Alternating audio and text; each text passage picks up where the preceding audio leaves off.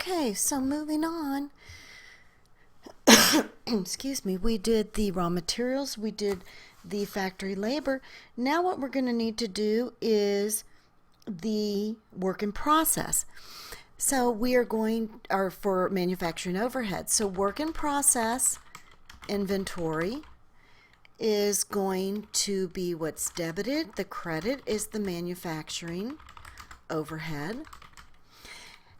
Since we've already calculated the direct labor of, you see 50,000 here, what we can do is take that 50,000 and then multiply it times our 140%, which is our predetermined overhead rate based on direct labor. So that would be 70,000 of manufacturing overhead. Another way we can do that also is based on our job sheets. We can take the 7,000 there, the 35,000 there, and then our last job of 28,000 would total the 70,000 also. Either way, you're going to get the same figure. Again, this is the control account per se of the total, and the various job sheets show the detail assigned to each job. Okay, so as we move on from there, now we're going to, where's my book, go through to E. We're going to total the job cost sheets for any jobs completed during the month, prepare the journal entries to record the completion of any jobs during the month. Now, why are we going to do that? We're doing that because we've had this in work in process. They're completed. So once a job is completed, it's going to go out of work in process and it's going to go into finished goods. So let's look and see which jobs were completed during the month. They completed jobs 50 and 51.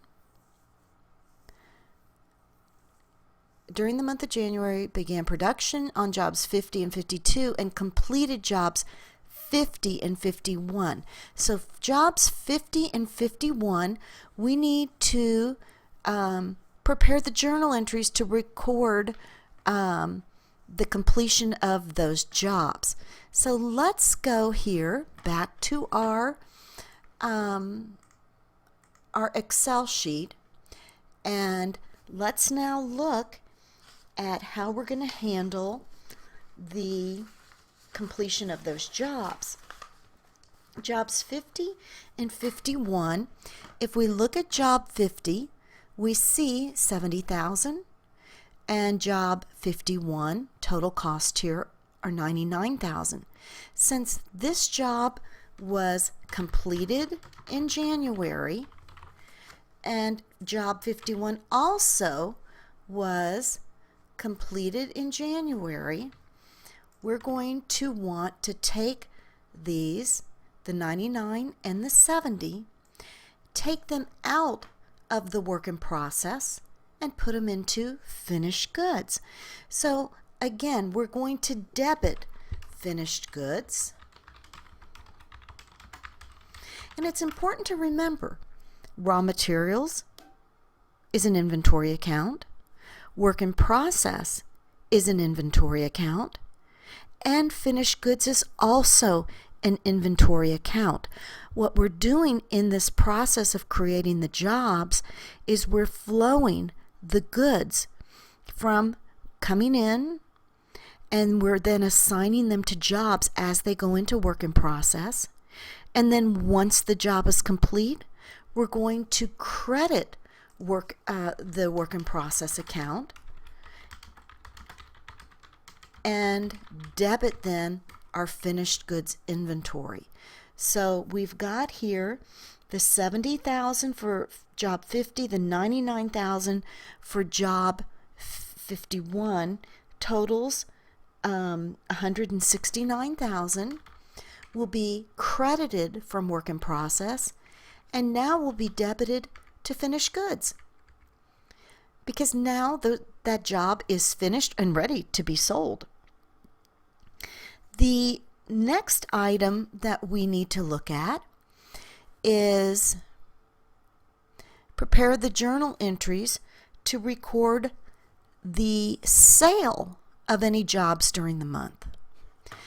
So if we go up here and see what's sold, it tells us, I think it tells us, that the jobs 49 and 50 were sold on account during the month. Job 49 was sold, the sale price was $122, and job 50 was $158. Now again, it says on account, so we know that means it's going to be an account receivable. So we've got a couple entries that are going to happen here. We need to report the sale. So we will need to start by taking job 49 and job 50. Job 49 had a completed cost of $90,000 and was part of finished goods inventory. So it's telling us it was finished in December. So going into our new month, it was already sitting into finished goods. And it's telling us the cost of that job was $90,000. Now we know job 50, the cost in job 50, we can go and look here. Job 50 had a cost of $70,000.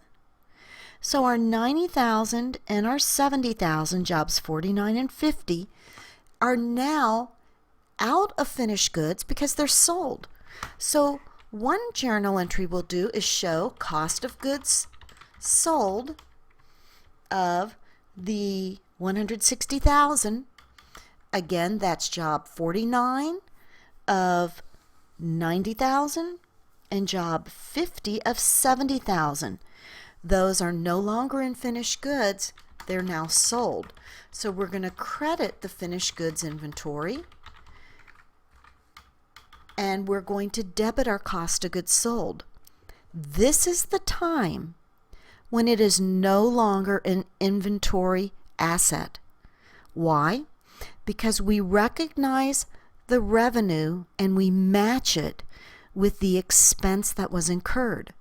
So we are finally selling this asset, our inventory, and we're going to now debit it to the cost of goods, credit our finished goods, it's out of there. The other piece we do need to take into account is the sale.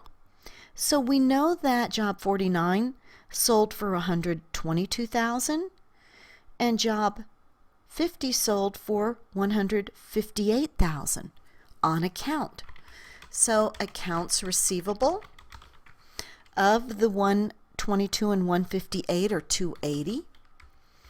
And here is where we'll show a sales revenue of $280 also. So if you were to just take these two jobs and what the amounts that were sold in January, you would see that our gross profit would be our $280 of the sales price minus our cost of goods sold of $160. That would be the difference of our gross margin there, or our profit margin on selling those items. Okay, now let's go on and see what else we need to do here.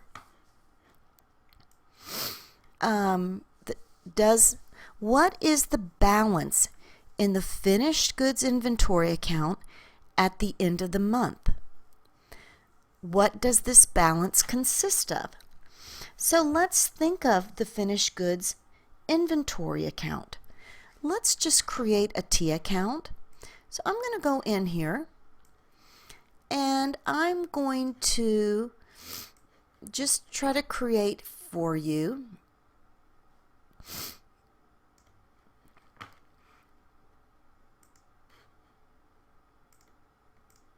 whoops.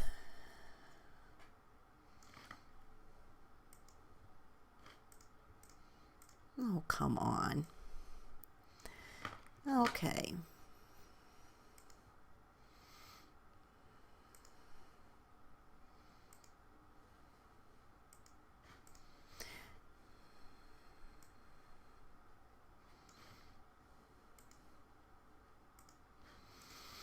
So this account is going to be called finished goods. Okay? And in our finished goods, I am going to kind of look through and let's see what began the period. Do you remember the beginning balance, how I told you that job 49 had been completed prior to the beginning of the month? How do we know that? Because it tells us, oh my goodness, is my computer stuck here? It told us that job 49 was completed and was part of finished goods at the beginning of the period. And then it also, we know the jobs that were completed during the period, job 50 and 51. So we're going to start with job 49 of the 90,000. So I'm going to show beginning balance, job 49, and that was of 90,000. And then we finished during the year jobs 50, or during the month job 50 and job 51. Job 50 was 70,000. Job 51, if you look down here, was 99,000.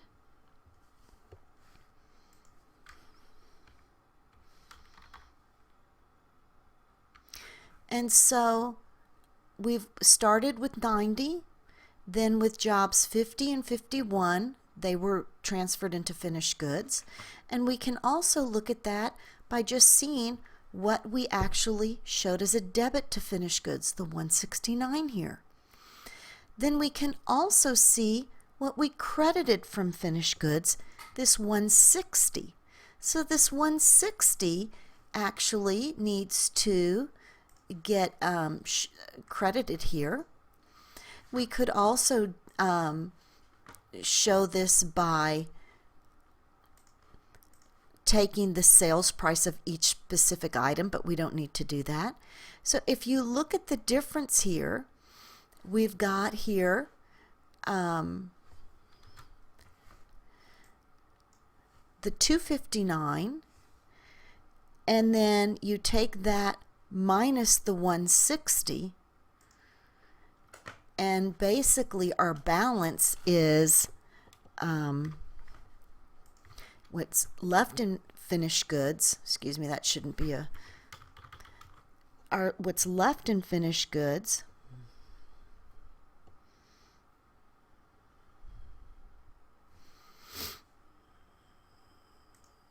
that's wrong. The 259 minus the 160 leaves us with 99,000 as a debit, because you've got 259,000 as a debit here. We have a credit of 160, and as a result of that, our balance is a debit of 99,000. So really, I probably shouldn't put that figure in here. Ultimately, this is where, how about that, our numbers play out. We ultimately have a $99,000 balance. How about that? So I don't confuse you. We have a balance in this account at the end of the period of $99,000.